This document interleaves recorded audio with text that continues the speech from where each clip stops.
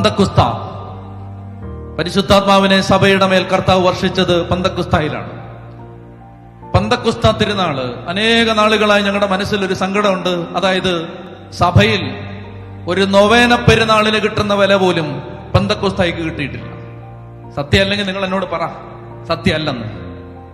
ഒരു നൊവേന പെരുന്നാളിന് കിട്ടുന്ന വില പോലും സഭയിൽ പന്തക്കുസ്ത പെരുന്നാളിന് കിട്ടിയിട്ടില്ലെന്ന് ഒരു ഭാരം കുറെ കാലമായിട്ട് ഞങ്ങളുടെ മനസ്സിലുണ്ട്. അതുകൊണ്ട് ഞങ്ങൾ എങ്ങനെ തീരുമാനിച്ചു, ഞങ്ങളുടെ കൂട്ടായ്മയിൽ, ഞങ്ങളുടെ ശുശ്രൂഷകളിൽ ഞങ്ങൾ ഏറ്റവും ഏറ്റവും ഏറ്റവും ശക്തമായി ആഘോഷിക്കാൻ പോകുന്നത് പന്തക്കുസ്ത പെരുന്നാളാണ്. ഞങ്ങൾ അങ്ങനെ തീരുമാനിച്ചു. അങ്ങനെ തീരുമാനിച്ചിട്ട് സ്വർഗാരോഹണം മുതൽ പെന്തക്കോസ്തി വരെ 10 ദിവസം കാത്തിരുന്ന് പ്രാർത്ഥിക്കാൻ ജനത്തെ ഒരുക്കാൻ തുടങ്ങി. ധ്യാന കേന്ദ്രത്തിൽ ആ 10 ദിവസങ്ങളിൽ മിക്ക ദിവസങ്ങളിലും വൈകുന്നേരം പരിശുദ്ധാത്മ അഭിഷേകത്തിന് വേണ്ടി കാത്തിരുന്ന് പ്രാർത്ഥിക്കാൻ ജനത്തെ ഒരുക്കി പഠിപ്പിച്ചു. ആ ദിവസങ്ങളിൽ കൺവെൻഷൻ തിരുവനന്തപുരത്തുണ്ടായിരുന്നു. ആ വിഷയം മുഴുവൻ പരിശുദ്ധാത്മാവാണ്. അങ്ങനെ ഈ 10 ദിവസങ്ങൾ പരിശുദ്ധാത്മ അഭിഷേകത്തിന് വേണ്ടി ജനത്തെ ഒരുക്കിക്കൊണ്ടിരിക്കുകയാണ്. പന്തക്കുസ്ത തിരുനാളിൽ പരിശുദ്ധാത്മാവ് ജ്വലിക്കണം, അതാണ് പ്രാർത്ഥന.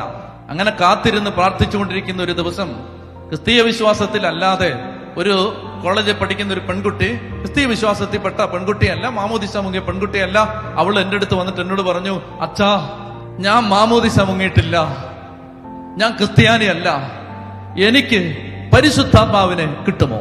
ഞാൻ അവളുടെ അടുത്ത് പറഞ്ഞു, മോളെ, അപ്പസ്തോല പ്രവർത്തനം 10-ാം അധ്യായത്തിൽ കൊർണേലിയൂസ് എന്ന ഒരു വിജാതീയൻ അദ്ദേഹത്തിന്റെ വീട്ടിലേക്ക് പത്രോസ്ലീഹയെ വിളിക്കുമ്പോ പത്രോസ്ലീഹ അദ്ദേഹത്തിന്റെ വീട്ടിൽ ചെന്നിട്ട് ദൈവവചനം പ്രസംഗിച്ചുകൊണ്ടിരിക്കുമ്പോ ആ വീട്ടിലുണ്ടായിരുന്ന സകല വിജാതീയരുടെ മേലും സകല മാമോദീസ മുങ്ങാത്തവരുടെ മേലും പരിശുദ്ധാത്മാവ് ഇറങ്ങി വന്നു എന്ന് അപ്പസ്തോല പ്രവർത്തനം 10-ൽ പറയുന്നത് സത്യമാണെങ്കിൽ മാമോദീസ മുങ്ങാത്ത നിന്റെ മേൽ പരിശുദ്ധാത്മാവ് വരും.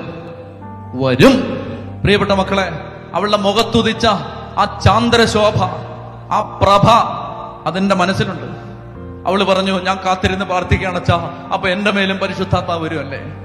എന്റെ പ്രിയപ്പെട്ട സഹോദരങ്ങളെ, അതായത് പന്തക്കുസ്ത തിരുനാളിൽ പരിശുദ്ധാത്മാഭിഷേകത്തിന് വേണ്ടി സഭയുടെ ഔദ്യോഗിക പ്രാർത്ഥനകൾ ചൊല്ലി പ്രാർത്ഥിച്ചുകൊണ്ടിരിക്കുന്ന സമയത്ത് 100 കണക്കിന് ആളുകളുടെ മേൽ പരിശുദ്ധാത്മാവ് വന്ന കൂട്ടത്തിൽ ഞാൻ വിശ്വസിക്കുന്നു ആദ്യമായിട്ട് ആത്മാവ് വന്നത് ഇവളുടെ മേലാണ്.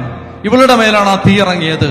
എനിക്ക് ഈ പെൺകുട്ടിയെ അറിയാം. ഇന്ന് അവൾ ദൈവത്തെ ആരാധിക്കുന്നത് കാണണം, അവൾ യേശുവിനെ സ്നേഹിക്കുന്നത് കാണണം, അവൾ യേശുവിന്റെ സ്വന്തമായിട്ട് ജീവിക്കാൻ, വിശുദ്ധ ജീവിതം നയിക്കാൻ ആഗ്രഹിക്കുന്നതും ദാഹിക്കുന്നതും കാണണം. അത് കാണുമ്പോൾ കൊതിയാവും. എന്റെ പ്രിയപ്പെട്ട മക്കളെ, ഞാൻ നിങ്ങളോട് പറയുന്നു, പരിശുദ്ധാത്മാ അഭിഷേകം ആരുടെ മേലും വരും. യേശുവിനെ രക്ഷകനും നാഥനും ദൈവവും കർത്താവുമായി നീ ഹൃദയത്തിൽ വിശ്വസിച്ച് അധരം കൊണ്ടേറ്റ് പറഞ്ഞാൽ നിനക്ക് പരിശുദ്ധാത്മാവിനെ നിഷേധിക്കാൻ ആർക്കും പറ്റില്ല.